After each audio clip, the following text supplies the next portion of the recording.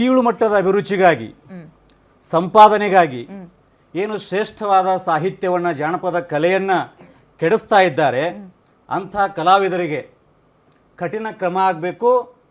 ಇದು ಅಶ್ಲೀಲ ಪದ ಬಳಕೆ ನಿಷೇಧ ಕಾಯ್ದೆ ಜಾರಿ ಆಗಬೇಕು ಅಂತ ತಿಳ್ಕೊಂಡು ನಾವು ಸರ್ಕಾರಕ್ಕೆ ನಮ್ಮ ಉತ್ತರ ಕರ್ನಾಟಕ ಹೋರಾಟ ಸಮಿತಿ ಹಾಗೂ ಉತ್ತರ ಕರ್ನಾಟಕ ಕಲಾವಿದರ ಒಕ್ಕೂಟದಿಂದ ಒತ್ತಾಯವನ್ನು ಮಾಡ್ತಾ ಇದ್ದೇವೆ. ಇದು ಕಾಯ್ದೆ ಆಗಬೇಕು, ಕಠಿಣವಾದ ಶಿಕ್ಷೆ ಆಗಬೇಕು.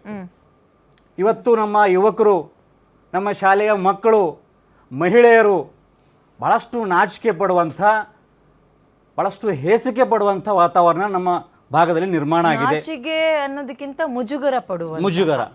ಮೇಡಮ್, ತಾವು ಹೇಳಿದ್ರಿ ಈ ಭಾಗದೊಳಗೆ ಏನಿಲ್ಲ, ಉತ್ತರ ಕರ್ನಾಟಕ ಭಾಗದೊಳಗೆ ಅಂತ ಹೇಳಿ. ದಯಮಾಡಿ ನಮ್ಮ ಉತ್ತರ ಕರ್ನಾಟಕದ ಜಾನಪದ ಸಾಹಿತ್ಯ ಎಂಥದ್ದು ಅಂತಂದ್ರೆ ಆರೋಪ ಇಲ್ಲ ಕೇಳಿ, ಜಾನಪದ ನಮ್ಮ ಈ ಭಾಗಕ್ಕೆ ಈ ಟೈಮ್ನಲ್ಲಿ ಸ್ವಲ್ಪ ಕಡಿಮೆ, ಪರಿಚಯ ಕಡಿಮೆ.